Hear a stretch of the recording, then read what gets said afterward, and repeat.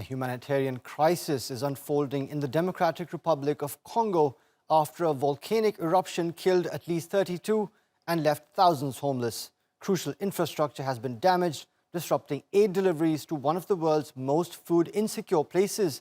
As Floyd Cush reports, thousands of Congolese continue to flee as tremors rock the area. Residents of Goma rush to escape as powerful aftershocks shake the city. I left for Bukavu and then Uvira to escape the volcano. I can't stand these earthquakes. The population of Goma traumatized by the earthquakes caused by Nyiragongo volcano. That's why people are fleeing. The eruption of Mount Nyiragongo sent rivers of molten rock down the mountain, destroying 4 large villages and damaging 12 others.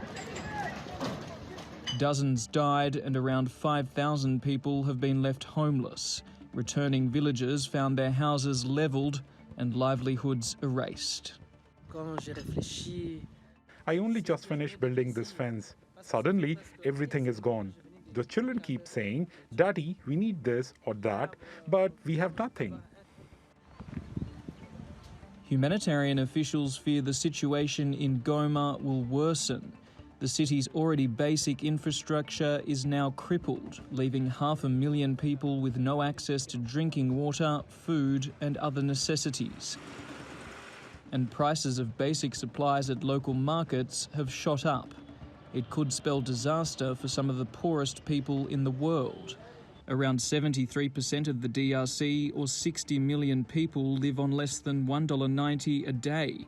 That's despite the country possessing vast mineral wealth, hydropower potential, and significant arable land. The lack of progress is due to systemic corruption, countrywide instability, and intermittent conflict. Those economic troubles meant scientists lacked the funds to adequately monitor Mount Nyiragongo in recent months, struggling to make even basic checks. And there are fears this eruption could just be a warning shot.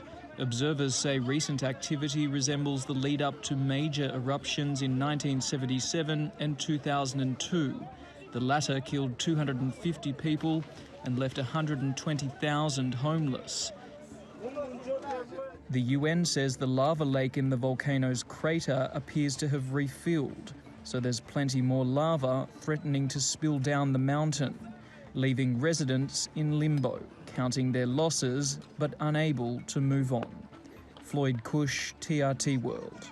Let's get the latest now from Chris Ocamringa. He joins us now from Kinshasa. Welcome to the show. Now, we know thousands have been displaced. At least 150 children are still missing. Is aid reaching those most in need?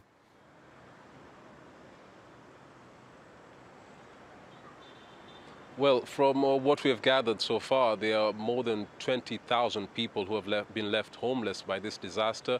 I spoke to an official from UNICEF earlier today. She said that half of the children who were reported missing have been reunited with their parents, and some aid has been trickling down to the people, especially medical aid. Organizations like the International Red Cross and other humanitarian organizations have been helping people who have been hospitalized, people who are burnt by the lava, and the organizations like the United States Agency for International Development that has pledged to donate $100,000 to help people get water. Part of the northern part of Goma was affected when the eruption happened. The water pipeline was damaged, and so the United States Agency for International Development said they're going to help people get water, and they'll also help the Congo Volcano Observatory with the technical expertise to be able to provide early warning systems to the people in that area. The aid from other international humanitarian organizations hasn't started flowing to the people there because they have the officials have been holding a series of meetings to coordinate this huge relief effort. The DRC officials, the president has said they will put everything they have to ensure that the people who have been displaced, people who are now homeless, will be getting some aid. There is a plan to evacuate people to other areas in Rwanda and other parts of the DRC that are considered safe, and so that effort is supposed to happen any time from now. Now, Chris, from what we understand, the danger isn't yet over. Seismic experts are warning that there might be another eruption. What areas are most at risk?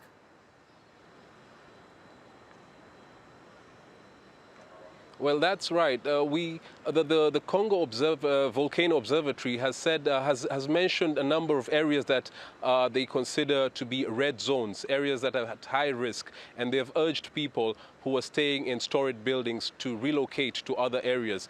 On Tuesday, there was a case of a building that collapsed, injuring 8 people. It was after an earthquake happened, and so this earthquake even spread to the neighboring Rwanda. People are very worried that there might be another eruption. The experts, the volcano experts have said that people are supposed to start leaving from those areas that they have mentioned to the local people. And so there's a lot of fear, there's panic, but the local officials in Goma have urged people to remain calm. They're working with international experts to ensure that if another eruption happens, they will be notified in time and taken to safe areas. Now, in terms of being able to earn a livelihood, we know many of the people in this area were already stressed. Cross-border trade has all but halted because of COVID-19 restrictions. What kind of impact has that had on people's ability to make a living and get by, specifically in these areas? It's a very huge impact. Before even the COVID-19 happened, North Kivu region, which covers Goma, where this eruption happened, is an area that is teeming with rebel groups. The area has had conflict for more than 2 decades. And so most of the people in that area rely on farming for their livelihood. They can't go to their farmlands because there are so many rebels who kill them, rape women. And so right at the onset, this area was very food insecure. People were, there was a hunger crisis in the DRC. People could not afford to feed themselves. And when COVID-19 happened, it compounded the situation because that area has been relying on a lot of food from countries like Uganda, Rwanda, and even Kenya. And so when the restrictions, travel restrictions were imposed, it became very difficult for people to get basic household products. So life has been very difficult for them. And this volcanic eruption has made it even worse because we have been informed that there's a road leading to the northern part of Goma, an area known as Ruchuru, which is the main area where most of the food that is consumed in Goma comes from, which has been cut off by the lava that flowed from Mount Nyiragongo. And so this has really compounded the situation of the people there, and it's a dire humanitarian situation for thousands of people in Goma. Now, Chris, when we look at the DRC economy, we know that the country has a lot of cobalt, copper, tin, many other metals, prices of which have been spiraling high for many months now. Have the benefits or those windfalls really just been limited to Kinshasa, or have any of these other communities been able to benefit from these?